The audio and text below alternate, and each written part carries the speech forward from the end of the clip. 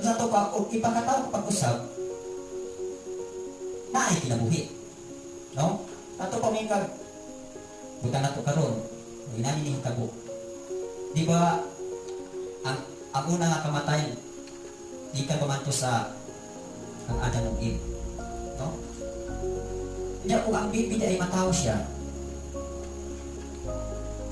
kompleto siya, dili. Kompleto, di ba? Oh. Ang baby, pag mataw siya, kompleto siya, na siya ay body, soul, and spirit.